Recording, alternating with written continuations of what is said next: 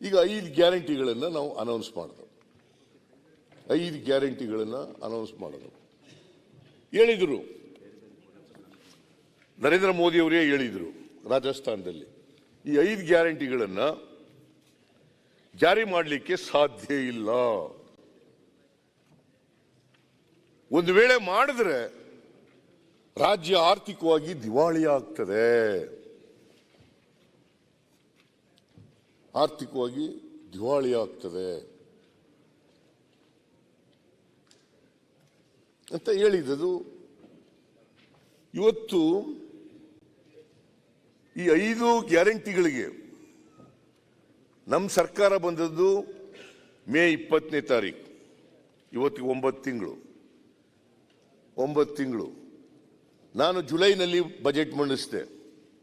ಫೆಬ್ರವರಿನಲ್ಲಿ ಬಸವರಾಜ ಬೊಮ್ಮಾಯಿ ಅವರು ಬಜೆಟ್ ಮಂಡಿಸಿದ್ರು.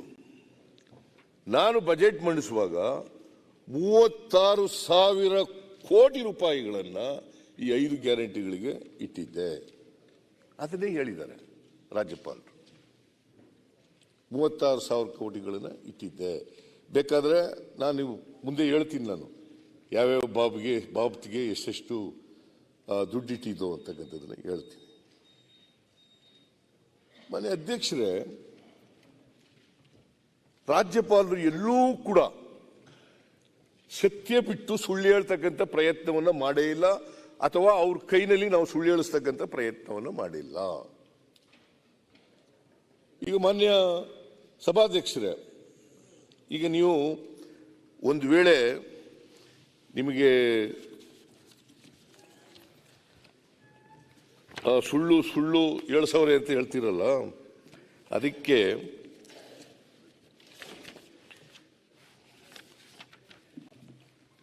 ಈ ರಾಜ್ಯಪಾಲರ ಭಾಷಣವನ್ನು ಮಾಧ್ಯಮದವರು ಕೂಡ ಕೇಳಿದ್ದಾರೆ. ಅವರು ಕೂಡ ಕೆಲವು ಮಾಧ್ಯಮದವರು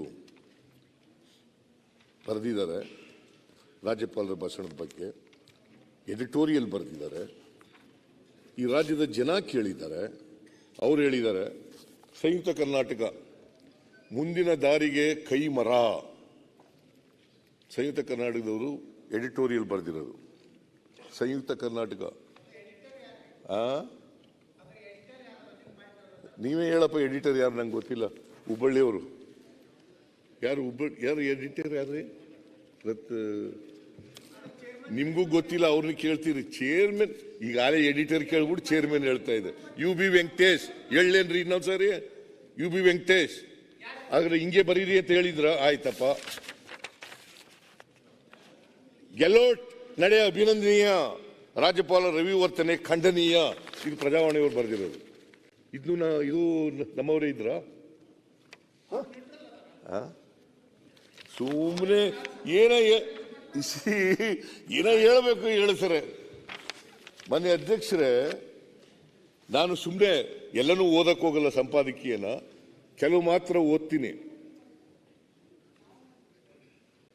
ಆದರೆ ಅಪವಾದ ಎನ್ನುವ ರೀತಿಯಲ್ಲಿ ಈ ಬಾರಿಯ ರಾಜ್ಯಪಾಲರ ಭಾಷಣ ಖಚಿತ ದೃಷ್ಟಿಕೋನದ ರಾಜಕೀಯ ವೈಚಾರಿಕತೆಯನ್ನು ಸಾದರಪಡಿಸುವ ಜೊತೆಗೆ ಆಡಳಿತದಲ್ಲಿ ನೆಮ್ಮದಿಯ ನಾಳೆಗಳನ್ನು ರೂಪಿಸಲು ಮುಂದಾಗಲು ಇರುವ ಸಕಾರಣಗಳನ್ನು ನಿರ್ದಿಷ್ಟವಾಗಿ ಪ್ರಸ್ತಾಪಿಸಿರುವುದು ನಿಜಕ್ಕೂ ಗಮನಾರ್ಹ.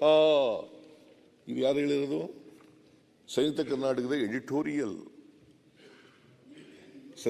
ಪತ್ರಿಕೆಯವರು ಹೇಳಿರ್ತಕ್ಕಂಥದ್ದು. ಮಿಸ್ಟರ್ ಯತ್ನಾಳ್, ನಾನು ಹೇಳಿರೋದಲ್ಲ. ರಾಜ್ಯಪಾಲರ ಭಾಷಣದ ಬಗ್ಗೆ ಎಡಿಟೋರಿಯಲ್ ಬರೆದಿರೋದು. ಕೂತ್ಕೊಳ್ಳಿ, ಪದೇ ಪದೇ ಹೇಳಕ್ಕೆ ಹೇಳ್ಬೇಡಿ.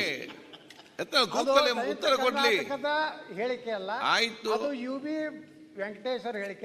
ಪಾಪ ಅವರು ರಾಜ್ಯಸಭಾ ವಿಧಾನ ಪರಿಷತ್ ಕಳಿಸ್ರಿ.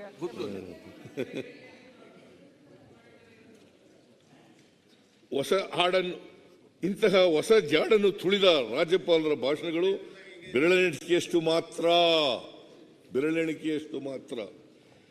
83-84 ಅವಧಿಯಲ್ಲಿ ರಾಜ್ಯಪಾಲ AN ಬ್ಯಾನರ್ಜಿಯವರು ವ್ಯಕ್ತಪಡಿಸಿದ ಭಾಷಣ ಹೊಸ ರಾಜಕೀಯ ವೈಚಾರಿಕತೆಯ ಜೊತೆಗೆ ಮುಂದಿನ ದಾರಿಯನ್ನು ಸೂಚಿಸುವ ರೀತಿಯಲ್ಲಿ ವಿವರಗಳನ್ನು ನೀಡಿದ್ದು ಒಂದು ಕ್ರಾಂತಿಕಾರಿಕ ಹೆಜ್ಜೆಯೇ. ಆಗಿನ ರಾಜ್ಯಪಾಲರ ಭಾಷಣದಲ್ಲಿ ಬಲಿಷ್ಠ ಕೇಂದ್ರ ಹಾಗೂ ಸುಭದ್ರ ರಾಜ್ಯಗಳನ್ನು ಬಲವರ್ಧನೆಗೊಳಿಸುವ ಮೂಲಕ ಬಿಕ್ಕಟ್ಟು ವ್ಯವಸ್ಥೆಗೆ ಹೊಸ ರೂಪುರೇಷೆ ತಂದುಕೊಡುವ ಅಗತ್ಯವನ್ನು ಪ್ರಧಾನವಾಗಿ ಪ್ರಸ್ತಾಪಿಸಲಾಗಿತ್ತು. ಈ ಅಂಶ ಆಗಿನ ರಾಷ್ಟ್ರೀಯ ರಾಜಕಾರಣದಲ್ಲಿ ಹೊಸ ಗಾಳಿ ಬೀಸಲು ಗ್ರಾಸವಾಗಿ ಪರಿಣಮಿಸಿತ್ತು. ಇದು ನಾನು ಬರೆದಿರೋದಲ್ಲ ಅಥವಾ ನಾವು ರಾಜ್ಯಪಾಲರ ಮೂಲಕ ಹೇಳಿಸಿದ್ದಲ್ಲ. ಇದನ್ನ ಇವರು ಎಡಿಟೋರಿಯಲ್ ಬರೆದಿರ್ತಕ್ಕಂಥದ್ದು ಸಂಯುಕ್ತ ಕರ್ನಾಟಕ.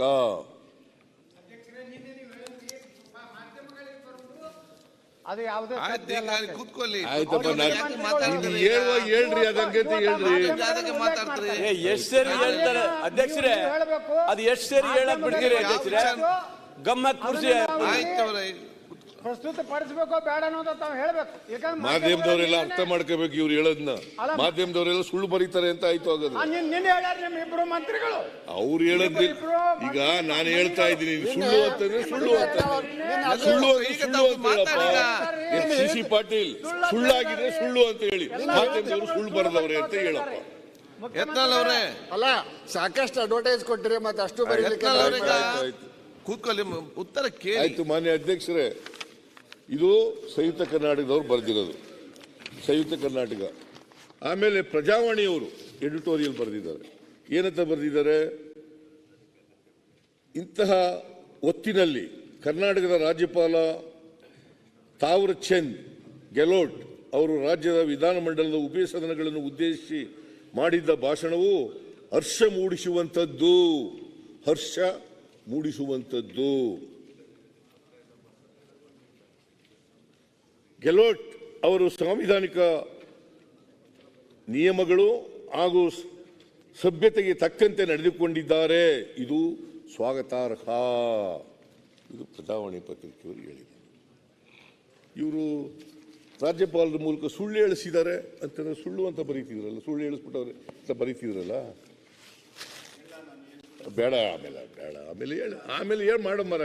ಆಮೇಲೆ Basavaraj Bommai, you got every opportunities to rebut or deny my statement ಅಲ್ವಾ?